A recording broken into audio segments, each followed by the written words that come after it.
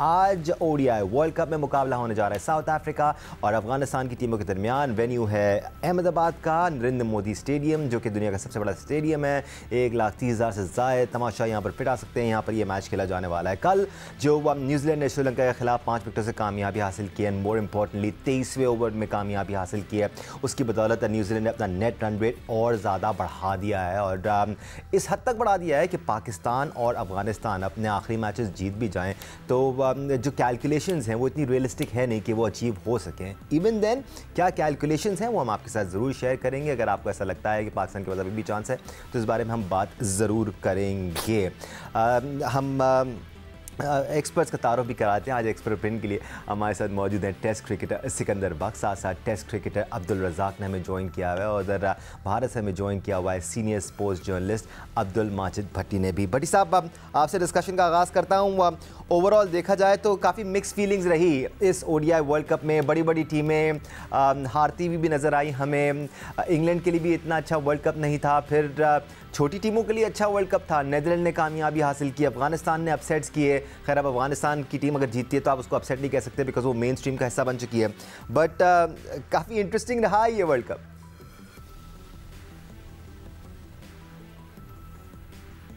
Mute है जी दानिश, बिल्कुल पाकिस्तान थोड़ा सा स्टार्ट उसने अच्छा किया, नीदरलैंड को हराया। श्रीलंका के खिलाफ 344 रन पाकिस्तान ने वो टारगेट चेस किया, लेकिन उसके बाद फिर पाकिस्तान के लिए मुश्किलात में इजाफा हुआ कि पाकिस्तान अहमदाबाद में भारत से हारा, ऑस्ट्रेलिया से। लेकिन जो सबसे बड़ा डेंट हमें पड़ा, जिसकी शायद कोई तवक्को नहीं करा था, कि जब हम अफगानिस्तान से हारे और उसके बाद साउथ अफ्रीका से बहुत क्लोज हारे, वहां से जाके पाकिस्तान की जो लगातार 4 शिकस्तें थी, उसने पाकिस्तान की इस कैंपेन को काफी डैमेज किया। लेकिन दानिश, जो एक कॉमन चीज 2019 का वर्ल्ड कप देख लें, वैसे तो हम लगातार तीसरे वर्ल्ड कप के सेमीफाइनल में अब हमारा जाना मुश्किल नजर आ रहा है। 2019 में निकी आर्थर पाकिस्तान टीम के साथ थे, 2019 में इंजमामुल हक पाकिस्तान टीम के साथ थे एज ए चीफ सिलेक्टर। तो ये 2 कॉमन नेम थे, लेकिन हमने मेरा ख्याल कुछ पिछले 4 सालों में हालात से सबक सीखा नहीं। दूसरी टीमें अपने नेट रन रेट को, आप न्यूजीलैंड को कल देखें ना, उन्होंने इतना जबरदस्त विकेटें गिरती रही लेकिन नेट रन रेट मेंटेन करते रहे। हमें मौका मिला बांग्लादेश के खिलाफ मैच में, लेकिन कप्तान साहब खुद आ गए, उन्होंने 10 डॉट बॉलिंग खेली, वहां पर पाकिस्तान मुश्किल में आ गया और फिर हमारा नेट रन रेट अब इतना हम नीचे चले गए कि हम अगर 300 रन भी बनाए तो 13 रन पर आउट करें इंग्लैंड को, जो जिस तरह आपने कहा कि रियलिस्टिकली ये चीजें पॉसिबल नहीं है। मेरे ख्याल में अब हमें बैठकर एक तो अपने क्रिकेट सिस्टम को ठीक करना होगा।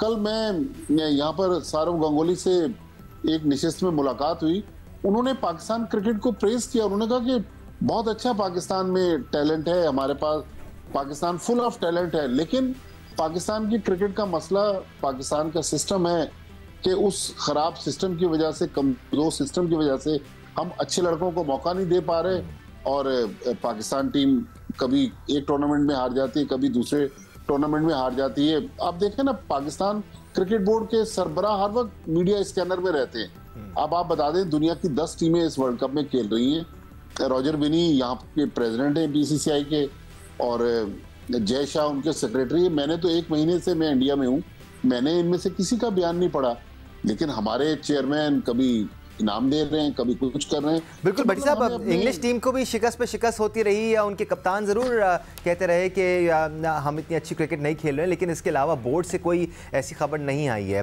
पाकिस्तान टीम की अगर हम बात करें, जो ओडीआई वर्ल्ड कप में हमें मसाइल नजर आए, ऐसा नहीं था वो मसाइल ओडीआई वर्ल्ड कप में ही सामने आए। वो मसाइल 2.5-3 साल से पाकिस्तान टीम के साथ जुड़े हुए थे।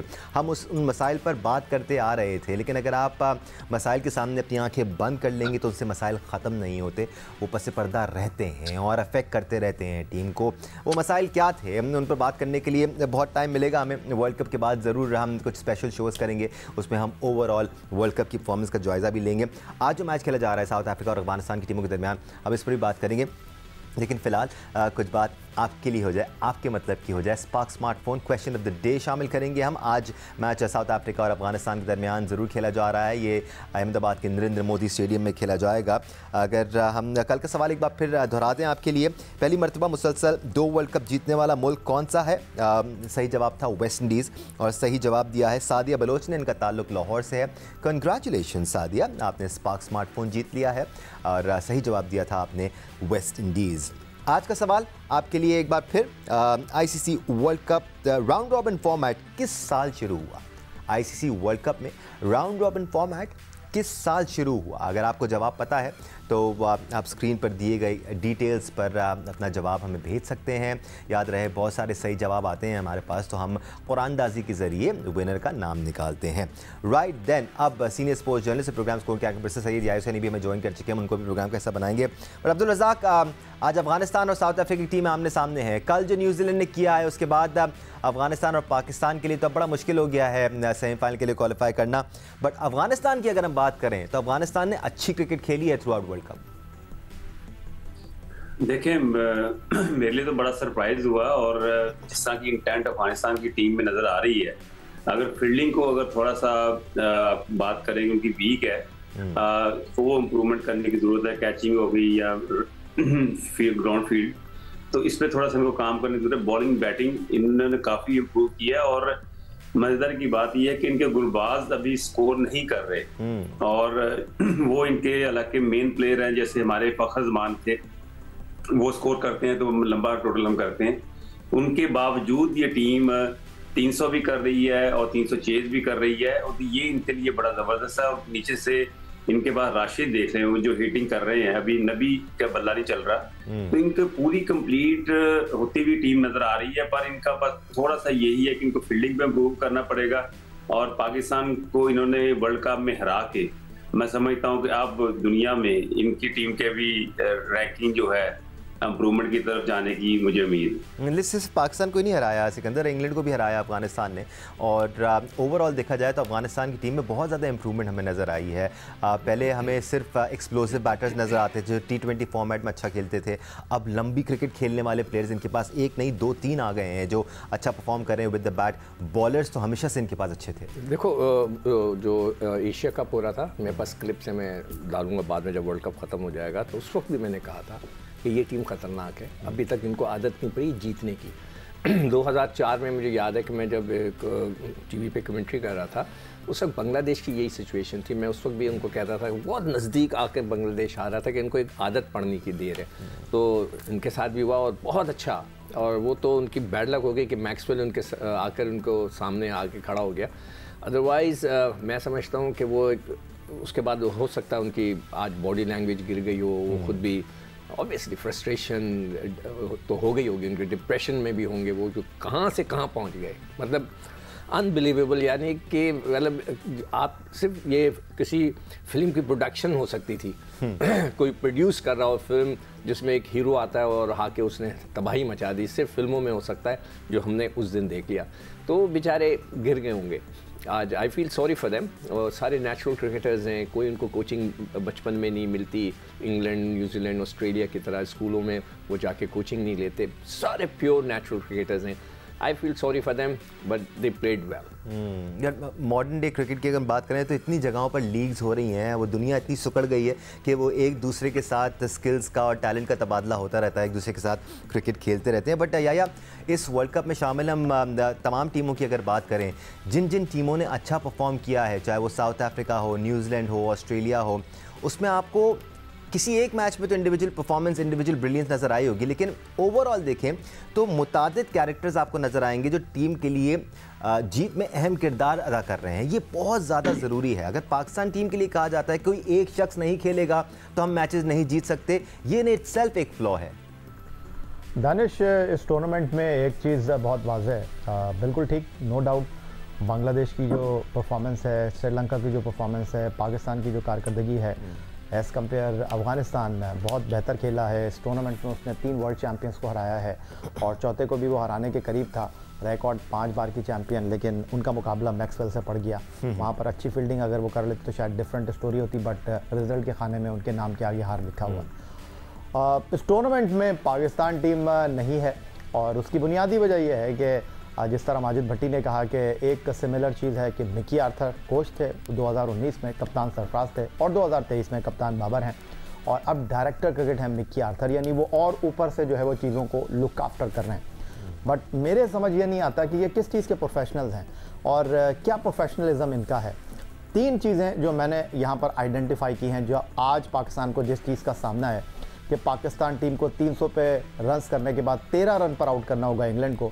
50 रन पर अगर पाकिस्तान टीम पहले फील्डिंग करती है तो 15 गेंदों पर पाकिस्तान ने ये सूरत हाल को ग्रैब करना होगा। 3 ऐसे मैच हैं दानिश, मेरा सवाल ये है कि मैनेजमेंट सो रही थी, कौन सी चाय उन्होंने पी हुई थी, मिकी आर्थर क्या कर रहे थे। इंडिया का मैच मैं आपको बताता हूँ, 42.5 ओवर्स में हम आउट हुए और 30.3 ओवर में टारगेट चेज हो गया। चले ठीक है, इंडिया एक्स्ट्रॉर्डनरी खेला।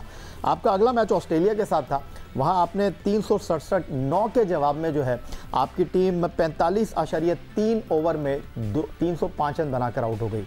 भाई आपने अपने खिलाड़ियों को कहना था कि यार अगर नहीं चेज हो रहा तो कोशिश करें कि मैक्सिमम ओवर खेलें, कोशिश करें कि आप टारगेट से जितना क्लोज हो सकते हैं होने की कोशिश करें। उसके बाद जो सबसे बड़ा ब्लंडर आपने किया वो मैच नंबर 7 था ईडन गार्डन कोलकाता में अगेंस्ट बांग्लादेश। वहाँ पर बांग्लादेश को आपने 204 पर आउट किया 46वें ओवर की पहली गेंद पर और आपने टारगेट चेस किया 32.3 ओवर में 205 रन। यहाँ पर यह बात आपको बताने की इंतहाई ज़रूरत है कि फ़खर जमान 81 रन बनाकर 27वें ओवर में आउट हुए। पाकिस्तान ने 35 रन 5 ओवर में बनाए, 30 गेंदों पर आपने 35 रन बनाए।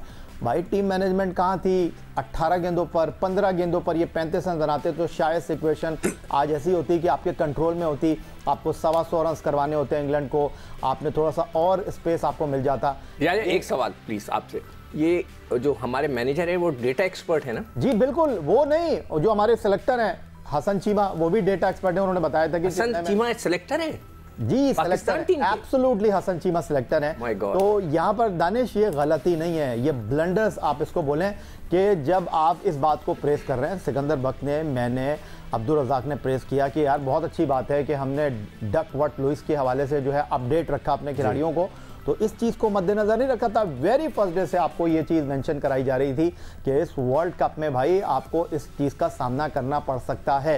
पाकिस्तान सुपर लीग में कोयटा ग्लैडिएटर जो है वो 2 मरतबा बहुत क्लोज जाके रन रेट पर बाहर हुए। आपके सामने पिछला वर्ल्ड कप था, तो यार यहाँ पर किस चीज़ की आप इक्वेशन सेट कर रहे हैं? वैलिड पॉइंट्स हैं भट्टी साहब के, उस तरह की प्लानिंग नज़र नहीं आई जो हम दीगर टीमों को करते हुए देखते हैं, लेकिन ये इस किस्म की प्लानिंग कभी पाकिस्तान टीम की स्ट्रेंथ रही नहीं है। भट्टी साहब क्या रही है? Please correct me if I am wrong, क्योंकि हम अपने हिसाब से खेलते हैं, ना कि हम सिचुएशन के हिसाब से खेलें। अगर हम बड़े टूर्नामेंट्स में भी खेल रहे हैं तो पाकिस्तान टीम जहां अच्छी परफॉर्मेंस करती भी है वहां अपनी स्ट्रेंथ पर खेलती हुई नज़र आती है। हम नेट रन रेट को बेहतर करने के लिए नहीं खेल रहे होते, मोस्ट ऑफ द टाइम्स हमें यही नज़र आता है। दानिश, ये जो आज हम 2023 की कहानी दोहरा रहे हैं, 2019 में भी सेम कहानी थी कि बांग्लादेश के खिलाफ जब हम लॉर्ड्स में आखिरी ग्रुप मैच खेलने गए तो हमें 400 से ज्यादा रन बनाने थे, कोई इसी तरह की सूरत हाल थी। मिकी आर्थर साहब उस वक्त भी पता नहीं ख्वाब खरगोश के मजे ले रहे थे, उन्होंने कोई प्लानिंग नहीं की और पाकिस्तान सेमीफाइनल की दौड़ से बाहर हो गया। इस बार भी यही हुआ। असल में हम लोग फॉरेन कोचेस से बहुत ज्यादा इंस्पायर हैं। अब देखें ना, हमारे पड़ोस में इंडिया इस वक्त हमारे लिए मिसाल है कि राहुल द्रविड़ लोकल कोच हैं, उनके जो बैटिंग कोच हैं वो भी लोकल हैं, ज्यादातर सपोर्ट स्टाफ लोकल है, लेकिन उनकी टीम आज देखें वर्ल्ड कप के 8 के 8 मैच जीती हुई है, एशिया कप जीत के आई हुई है। तो मेरे ख्याल में हमें भट्टी साहब हमने भी तो लोकल कोचेस ट्राई किए ना, लेकिन फिर वहां पर मसाइल डिफरेंट किस्म के आना शुरू हो गए सामने। आपको तो अंदाजा है बहुत अच्छी तरह से। लोकल देखें ना, हमने अगर मिसबा को रखा तो हमने मिसबा को चीफ सेलेक्टर भी बना दिया, तो बैटिंग कोच भी हमने बैटिंग कोच भी बना दिया ना, तो right man for the right job. मेरे ख्याल में अच्छे, ईमानदार और ऐसे लोग जो वाकई पाकिस्तान के लिए दुख रखते हैं उनको आगे लाना पड़ेगा। इस तरह पैसे हम डॉलर्स के डॉलर्स बांट रहे हैं, मुल्क में डॉलर वैसे ही कम हो रहे हैं, तो इस तरह टीम आगे बढ़ेगी नहीं। सख्त फैसले करने होंगे, बिल्कुल जी, हम पाकिस्तान की बात तो कर रहे हैं, साथ साथ हमने अफगानिस्तान की बात की, बट अब्दुल रज़ाक, अगर हम साउथ अफ्रीका की तारीफ ना करें तो ज़्यादती होगी। साउथ अफ्रीका ने कमाल क्रिकेट खेली है इस वर्ल्ड कप में। साउथ अफ्रीका हमेशा बड़े टूर्नामेंट में अच्छी क्रिकेट ही खेलती हुई नज़र आती है, बस एंड मोमेंट पर आकर जहाँ उनको जीतना होता है वहाँ वो हार जाते हैं। क्या इस बार आपको साउथ अफ्रीका के मज़ीद बेहतर चांसेस नज़र आ रहे हैं उनकी स्ट्रेंथ को देखते हुए, जिस किस्म की बैटिंग स्ट्रेंथ उनके पास है, जिस किस्म के बॉलर्स उनके पास हैं, जिस किस्म की फील्डिंग उन्होंने की है? They been exceptional. देखिए दानिश जी, अगर साउथ अफ्रीका की बात कर रहे हैं तो शुरू में इन्होंने बड़ा अच्छा स्टार्ट लिया और ऐसे लग रहा था कि जैसे ये टीम सारी टीमों को हराएगी, और फिर इन्होंने जो मैचेस खेले, एक नीदरलैंड के खिलाफ और पाकिस्तान के खिलाफ, तो इन्होंने इंडिया के खिलाफ इन्होंने शो कर दिया कि ये वहीं के वहीं स्टैंड कर रहे हैं। इनको बस एक नेचुरली सिचुएशन पे लेके आना चाहिए, जैसे अंडर प्रेशर होते हैं, तो अगर नेचुरली इन पे कोई प्रेशर पड़ता है तो ये बिल्कुल इनको समझ नहीं आती कि बैटिंग कैसे की जाती है, ये बॉलिंग कैसे की जाती है। और हमने देखा है, तीनों मैचों में हमने देखा है, पाकिस्तान के खिलाफ भी इन्होंने स्ट्रगल की और वो तो लकली ये मैच जीत गए। फिर नीदरलैंड के खिलाफ बिल्कुल आराम से मैच की हारे। उसके बाद इंडिया के साथ हमने देखा कि वो भी तो बिल्कुल वन साइडेड मैच हार गई। तो ये वहीं पे इनकी सोच है, पर इनको एक प्लेटफॉर्म चाहिए होता है। जैसे बड़े मैचों में अगर ये पहले बैटिंग करती है तो इनको फिर एज होता है, फिर ये वो उस प्रेशर से निकल जाते हैं। फिर बॉलिंग में इनकी जान इतनी है, फील्डिंग में इतनी जान है, ये किसी भी टीम को पकड़ सकते हैं। ठीक है अब्दुल रज़ाक, हम इस बारे में मजीद बात भी करेंगे, साउथ अफ्रीका को मजीद डिस्कस भी करेंगे, क्या अच्छाइयाँ रही साउथ अफ्रीका की परफॉर्मेंस में, क्या खामियाँ रही, इस पर बात करेंगे। आप देख रहे हैं